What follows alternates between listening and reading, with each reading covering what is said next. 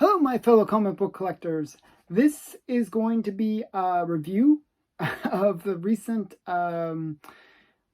Masters of the Universe Revelation, I believe it's called, that was on Netflix. And I'm also going to show you some comics related to He-Man. Whether or not these will be useful or not will be kind of one of those things. Okay, so I'm going to give my feedback about the cartoon series on Netflix. And I watched the first 2 episodes, and then I really couldn't watch any more than that. And maybe that's a pretty strong indication of my feelings towards the show. So I'm going to say spoiler warning if you haven't watched the series. Well, this is my spoiler warning right now. I'm going to say some spoilers, okay? So the first episode starts out well. It, great animation. There's fireworks right at the beginning, so and there's a little bit of action. But quickly it devolves into something else.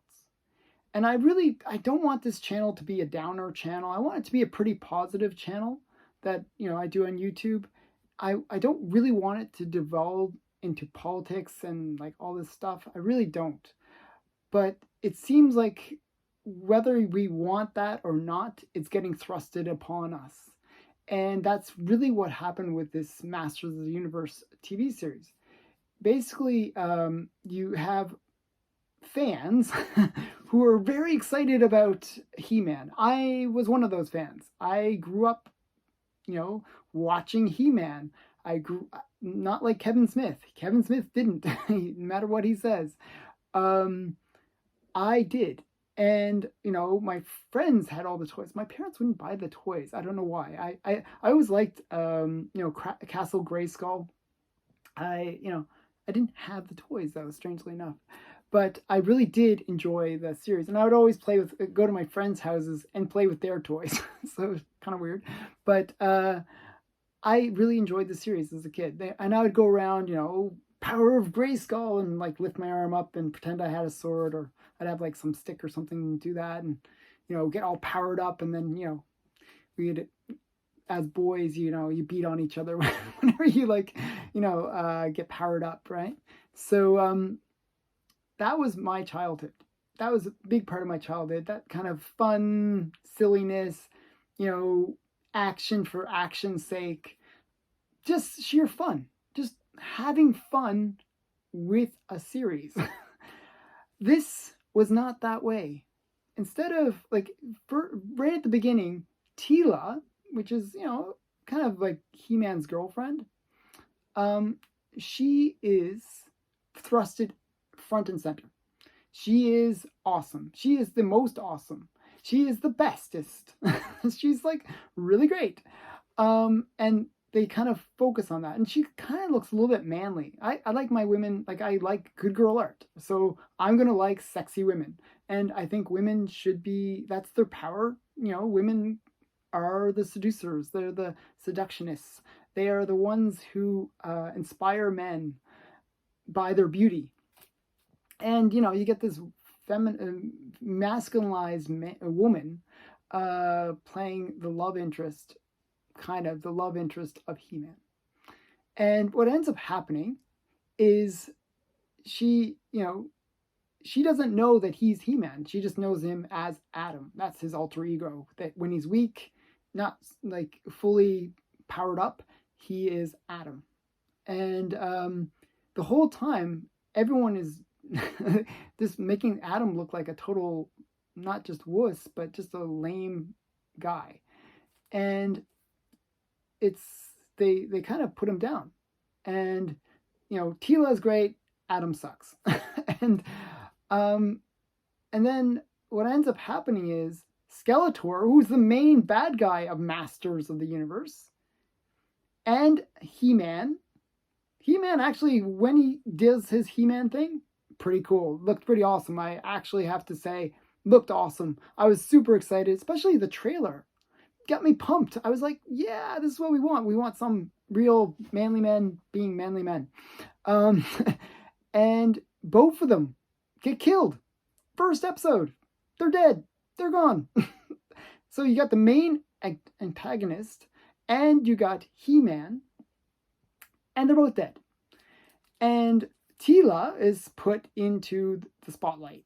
She is the new potential guardian of the galaxy, kind of. I don't know, different series, but she's the one that's been put at the front and center.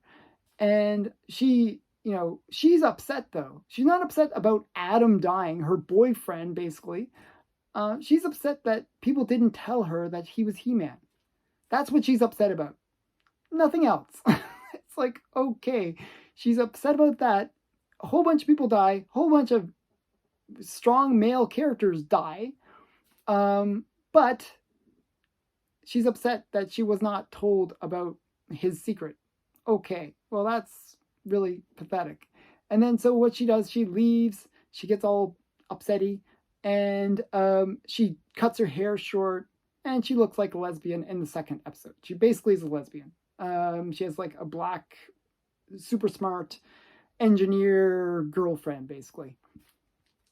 Typical like social justice kind of crap that they kind of shove in there. Everybody, all the women are super strong and awesome. All the men kind of suck. It's just the way it is, and that's what they push on us. And I hate that. I just want women to be women, true women, like beautiful, like sexy, strong in their own way. And I don't want them to tell us how strong they are. They can just show it. They can just be it, And I just hate this whole woke nonsense that they try to put into the shows. This show could have been awesome. Actually, I really felt that the show could have been awesome. It started out really, really strong. Like, it had good animation. It had, some kind of cool things that they were setting up. And it just fell apart very, very quickly. I mean, as I said, the shows are about 20 minutes long. And within that first 20 minutes, it went from being awesome to being crap. It's just like, oh my goodness, why? So that maybe I'll really force myself to watch the later episodes. I hope that it's not as bad as the first two. I don't know. It was very heartbreaking to see, what was really cool about the original series. Like even Castle Grayskull, they renovated it. They basically made it, oh, that's just a facade. It's actually this beautiful, shiny building. And it's like, what the heck? Like, let us enjoy the original, what made the original series so great. And yeah, they destroyed it all. So I was very heartbroken, to tell you the truth, watching it. So that was my experience with Netflix's Masters of the Universe. Yeah, not impressed. So I'd love to hear your feedback. Did you watch it? What do you think? And yeah, I don't know. I don't know what to say. But I will give some comics in this video that are related to the show, that if you really want to watch the show, you really want to buy those comics related to the show, well, these are the ones kind of that might be sort of related if they didn't kill off the main characters in the show. So I don't know. Okay, that's enough of a rant for one day. I'm going to show you the first one, and this is in chronological order, and this is it here. This is a mini comic that came with the toys when the toys were cool. And this mini comic basically has the first appearance of He-Man and Skeletor and Teela. What am I saying? I'm just going through all the names. And it has, like, you can see also the other main bad guys there as well. So basically, this is the first appearance of all the major characters in Masters of the Universe. And so, kind of cool comic. Very hard to find, actually. You have to make sure there's actually multiple printings of this, and you got to look for this one. So look for this version where it's kind of this layout, and with the little free sticker in the corner. Okay, you got to look for that one. Very rare comic, and it goes for usually about $100, just so you know. Now, this is a bonus one, but it's also another spec that you might want if somehow the show does well. Right now, the Rotten Tomatoes is pretty low on it, so I don't think the show's going to go very far. But this is kind of a cool one. Another one of these mini comics. It came out around the same time as the first one. And this mini comic, it is actually the first published artwork by Bruce Timm. So kind of cool if you're a big Bruce Timm fan like I am. Bruce Timm, he is the one that did the Batman Adventures TV series. So that was a great series, one of the best real series when they actually did good series on TV. So yeah, Bruce Timm's first artwork. Now, I actually have three. I don't know where I put the fourth of these, but these three all go together. And it's just like what happened was DC kind of got the rights to do Masters of the Universe, He-Man. And they did these like little comics. And you'll see in the corner it says, I'll read it. Extra, free 16-page comic preview, Masters of the Universe. So you can see that right there. And this book is the New Teen Titans number 25. So you got to look for that one. Look for this cover. And this has that preview. So this is the first appearance in DC of Masters of the Universe. And then we got another one. So there was 4 in the total that all had this. And they all had this little thing at the bottom. This is Superman and the Atom, number 51. DC Comics Presents 51. And it'll say Superman and the Atom. Another preview issue of Masters of the Universe. And then we got another one, which is Batman 363. And it also has, normally that's at the bottom, but this one has it at the top, Masters of the Universe preview. Okay, so those 3 comics are preview. There's actually a 4th one, which is in Firestar, which I have, but I don't know where I put it. So I didn't bring it for this video. Now, all of that led to DC's first appearance, what's considered DC's first appearance of He-Man and Masters of the Universe, which is in kind of this weird one where they kind of have a crossover with Superman. So it's kind of interesting. DC Comics Presents number 47. And this has got He-Man on the cover, got Skeletor, it's got Castle Grayskull in the background. So it's got a lot of cool elements from the show that all got destroyed in the TV series by Netflix. Good job, Netflix. Okay, so a little bit bitter about that. So, oh man. And then the rights to He-Man went over to Marvel. And Marvel has its sort of a subsidiary, which is Star Comics. And this is the first appearance of He-Man and the Masters of the Universe in Star Comics. So we got He-Man, and we got his Battle Cat, and then we got Skeletor in the background. So these are kind of, this is the first appearance. So this is Masters of the Universe number 1. Fairly good book to pick up. And that book will cost you about $50. Okay, and then we got Marvel, but that wasn't the first in Marvel, supposedly. The first Marvel He-Man book is this one, Marvel Age number 38.